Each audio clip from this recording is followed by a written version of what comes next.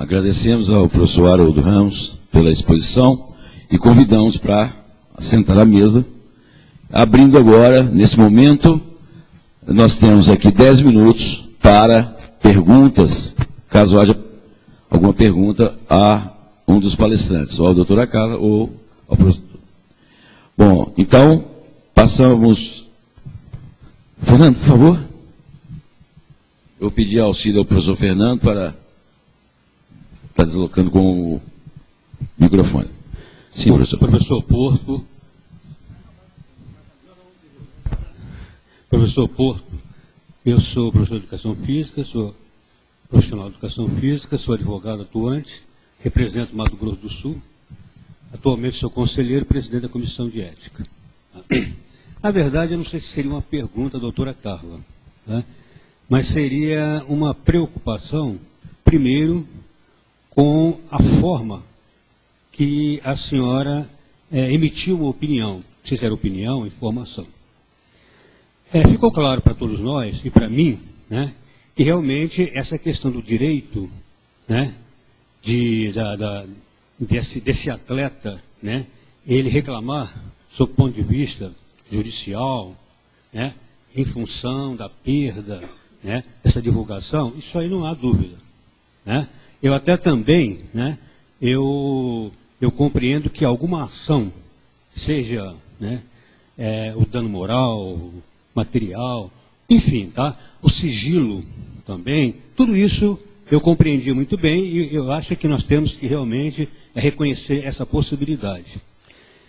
Mas parece-me que, aí vem a minha preocupação, houve um momento em que a senhora falou, se, não usou o termo, essa expressão ser, mas havendo a divulgação, tem que ter muito cuidado. A divulgação de quê? Entendi eu no momento.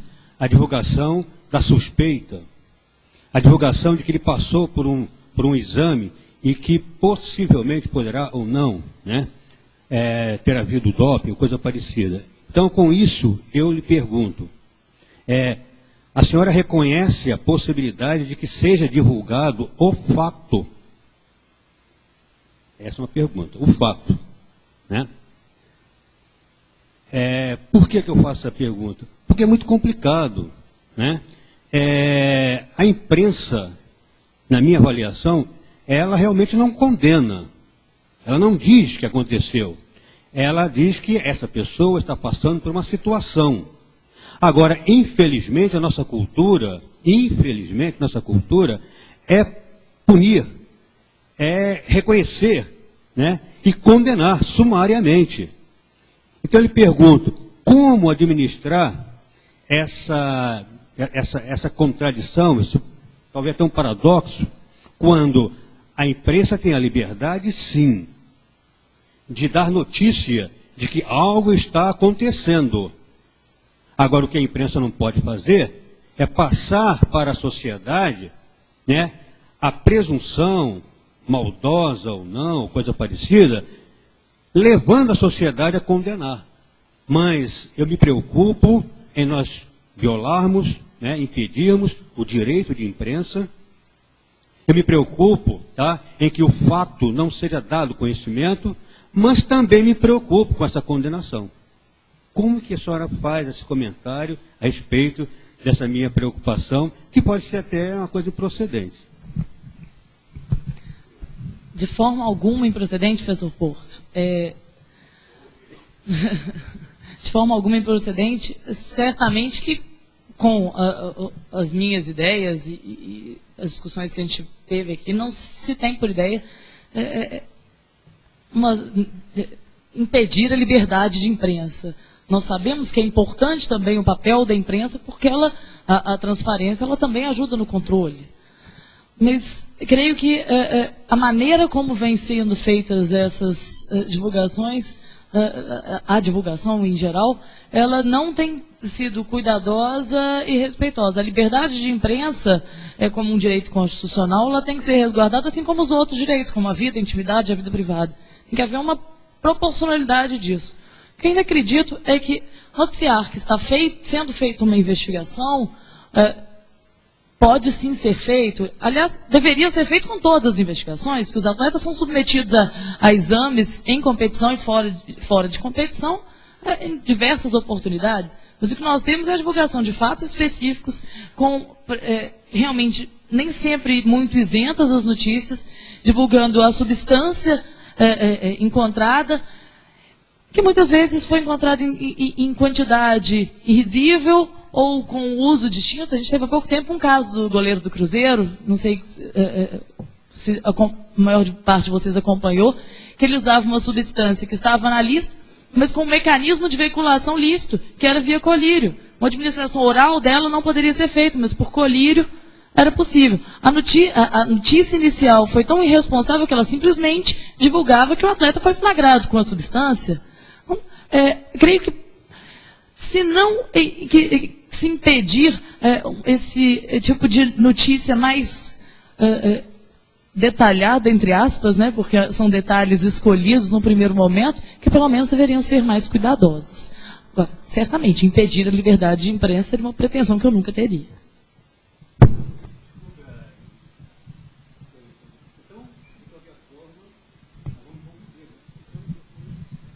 Sim, é algo que se tem que conviver.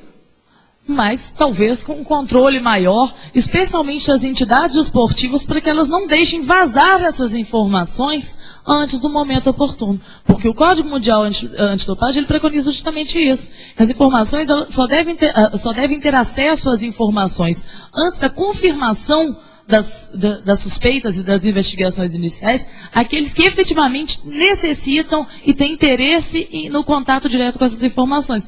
E não é o que a gente vê na prática. Na prática, a gente vê uma divulgação massiva, as informações vazam e rapidamente estão nas revistas, nos jornais. Bom, continua aberto para perguntas. Pergunta se tem alguma pergunta à doutora Márcia, ao professor, à doutora Carla e ao professor Haroldo. Mais alguma pergunta? Sim?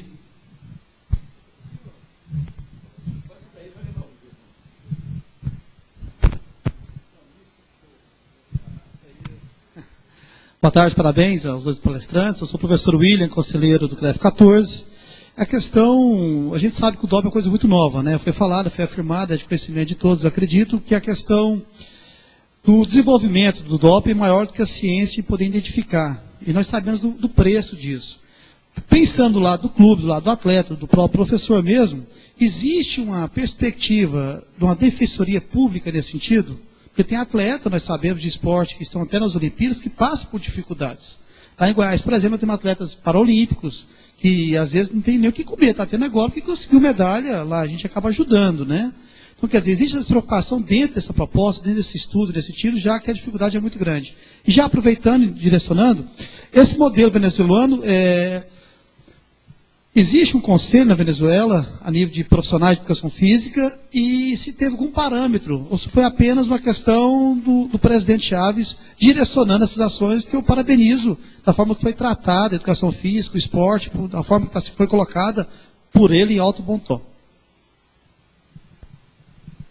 Bom, vou começar porque foi a primeira parte. O que nós verificamos na prática é que as investigações e os processos são extremamente caros. Os recursos, o atleta, quando ele é flagrado no primeiro exame, ele tem direito a uma contraprova. Essa contraprova, ela custa muito caro. Além dos julgamentos serem fora do país, muitas vezes. Então, não existe ainda um mecanismo de auxílio. Quando a gente pensa numa realidade como um futebol, uma pequena parcela do futebol, né? Vamos restringir o 1%, 5% no máximo, em que nós temos grandes clubes, interesses financeiros, o patrocínio. Agora a gente pensa num vôlei, outros esportes que têm e num âmbito mais restrito, esses atletas vão ter apoio para esse tipo de defesa.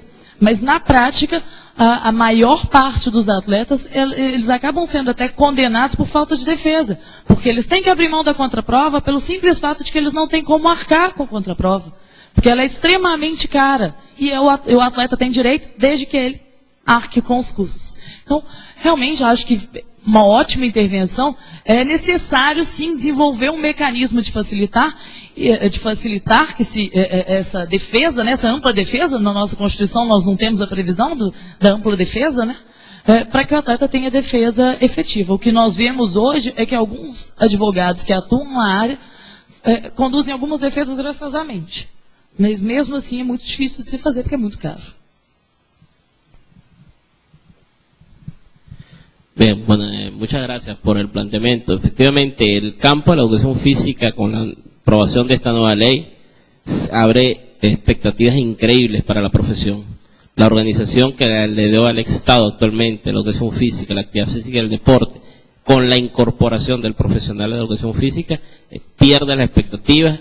Hoy creo que estaremos en déficit de profesionales de educación física con esta propuesta de ley, pero hay un grupo de acciones, de programas de formación masivos en el marco de la municipalización de la educación universitaria, la cual está formando hoy actualmente más de 6.000 profesionales de la educación física para asumir todo el compromiso de este planteamiento de la ley. Bom, nosso tempo está estourado aqui, mas eu acho que há espaço mais uma pergunta. Professor Dalto, por favor.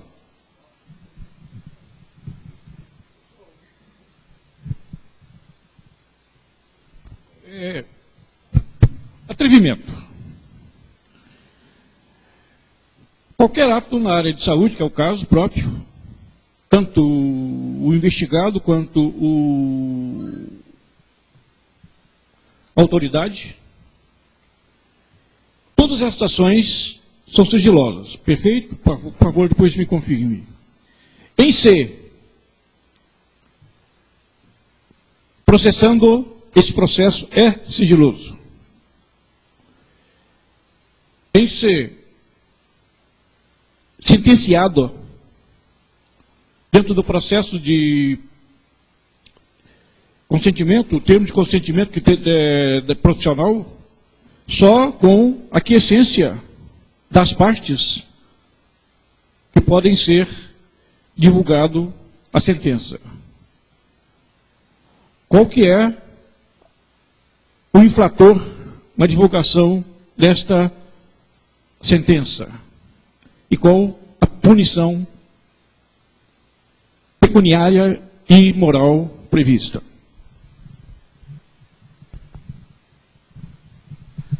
Bom, há uma cadeia de infratores nesse caso. Tanto aquele que divulga indevidamente a informação sigilosa, já que o Código Antidopagem prevê o sigilo, quanto também aquele que promove a divulgação de dados que não deveria.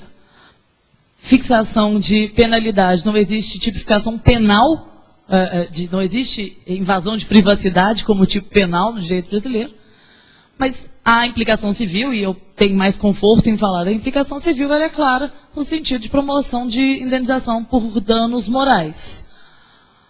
No caso, em se pensando numa indenização de danos morais, a fixação do valor ela não tem uma tabela, ela não tem um quantum pré-definido. Vai depender da magnitude da ofensa, da carreira do atleta e das repercussões casuisticamente observadas pelo juiz no caso.